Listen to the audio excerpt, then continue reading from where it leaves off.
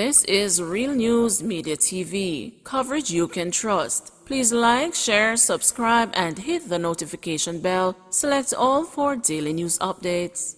Good evening, my Real News Media TV family. Welcome back to the channel for another news update for June 6, 2023. And in the news this evening, Westmoreland police seeking help to identify body of woman found in drain. The Westmoreland police are renewing their appeal to local relatives of a woman whose decomposing body was found in a drain in Chantilly district. The body is about 5 feet 6 inches long and clad in a blue blouse, black and red hooded jacket, and blue jeans shorts. The police say the woman's body has several tattoos, including 3 stars on the right side of the face, footprints on its chest, and Alicia on the right shoulder. Reports from the Savannah Lamar police are that on Thursday, June 1, residents stumbled upon the body and summoned them. On arrival of the lawmen, the body was seen lying face down in a drain. The scene was processed and the body was moved to the morgue, pending a post-mortem.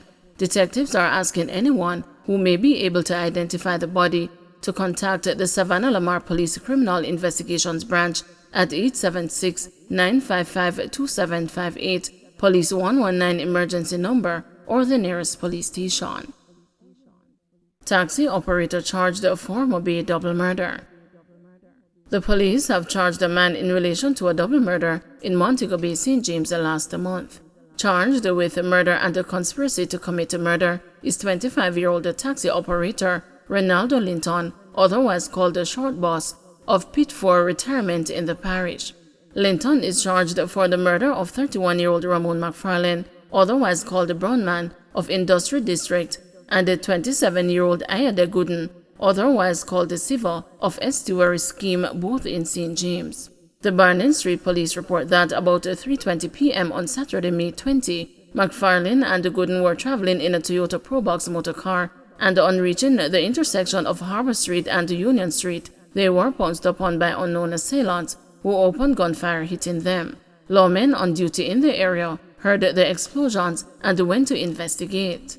On their arrival, 2 men were seen fleeing the scene. The police gave chase and was able to apprehend Linton. The wounded men were transported to the hospital, where both the men were pronounced dead. An investigation commenced and Linton was charged on Saturday, June 3, following consultation with the Office of the Director of Public Prosecutions. Another man was also taken into custody, however his identity is being withheld pending further investigations. Meanwhile, the police are asking 2 men who are suspected to be a part of the shooting to report it to them immediately.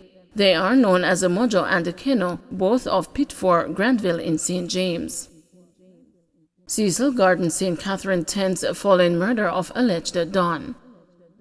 Residents of Cecil Garden in Spanish Town, St. Catherine, are now on edge following the killing of a man in the community who is said to be a Don for the Walks Road area. The man, who the St. Catherine North police are yet to officially identify, was shot and killed about 10:30 p.m. Monday.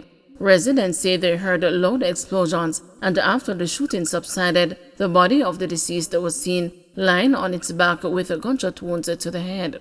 The police were summoned and the scene was processed. The police say the deceased is of dark complexion, slim build, and about 173 centimeters tall. He was clad in a white t-shirt, jeans pants, and a pair of black and white sneakers. When the news visited the area, residents were tight-lipped. However, one resident quaintly mentioned that the deceased was the Don of Walks Road, and there are now growing fears that there will be reprisals. A whole heap of problem now. The place a go get hot now because them go kill the Don for Walks Road, the resident whispered. Chinese business operators targeted by extortionists in St. Catherine, says Robotham. Dennis Robotham, president of the St. Catherine Chamber of Commerce and Industry, says Chinese business operators continue to be the main target of extortionists in the parish. Mr. Robotham said most Chinese business owners do not report incidents of extortion because they are fearful for their lives. He also said some business operators do not trust the police because there is a perception that there are rogue cops with connections to criminal gangs. Again, that is not another aspect that people are afraid that they will be, if not the criminal knowing directly that they will be the information will be given to them. That's another scenario that is to be looked at. So it means that the JCF has got to do a lot of introspection and to do a lot of work to bring the confidence back to the businesses, that people will feel confident to come forward. So it's a catch-22 situation when you look at it sometimes. So we are in a space that it looks almost impossible to go forward. When this happens, it closes, the people loses their job, their large jobs are lost, economy is suffering. There are so many other areas. Customer service is hampered there. They have to find somewhere else that is probably out of the area, that sort of thing. There are so many areas that is impacted when something like this happens. People are almost immune to what is brought forward to deal with this sort of crime.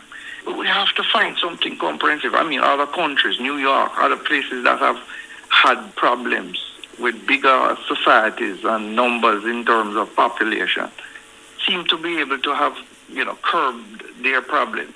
We can't look for best practices and try to follow it or get some help somewhere to deal with this sort of thing. It's becoming kind of almost like a hopelessness that is overhanging in the business community where a lot of people are thinking otherwise than investing right now. Justice for Migrant Workers calls for farm workers' demands to of Justice for Migrant Workers in Canada has said it is time for the demands of farm workers to be implemented rather than another fact-finding mission. His comments follow Labour Minister Pernell Charles Jr.'s decision to order an investigation into new reports of Jamaican farm workers living in subpar conditions in Ontario, Canada. Mr. Ramsaroop said the workers for decades have been calling for more privileges and better protection in their role as farm workers. He explained that these demands include the option to change farms as well as upgrade their work permit status. I think the workers have been clear of what changes they want to see. They do not want to be on a tied work permit. They want the ability to transfer so they're not facing these type of conditions. Farm workers have, like many other communities, have been saying that they should have permanent status on arrival. Prior to the arrival of Jamaican workers in 1966 to Canada, the people from Poland, from the Netherlands came to Canada and were able to live here as equals. So I think it is time that basically listen to the voices of the farm workers from Jamaica. For decades, they've been saying what changes need to be made. I do not believe there's a need for another fact-finding team. We do not need any more research or studies. It's pretty clear what the issues are, and it's time for action. In our liaison officers protect the interests of the program over the expense of the workers. That's a first and foremost concern, which should be something that should be addressed. The second aspect is that the liaison officers and the government officials don't have the expertise around employment standards issues, pesticides, chemicals, workers' compensation. And that's where organizations like Justice for Migrant Workers and the litany of groups that are organized across Canada come into play. It's imperative that the Jamaican government and liaison officers don't dissuade workers from exerting their rights and connecting with groups like ours to fight for changes. Many years ago, I understand in Kingston at one of the meetings, they were saying don't have anything to do with any of the groups. So yes, this has been a problem, and they don't have the expertise, particularly for injured workers. The legal clinic system here in Ontario are the people who do, and these are the people who want and will be addressing these issues, not the Jamaican government. Don't forget to like, share, subscribe, and hit the notification bell. Select all for daily news updates.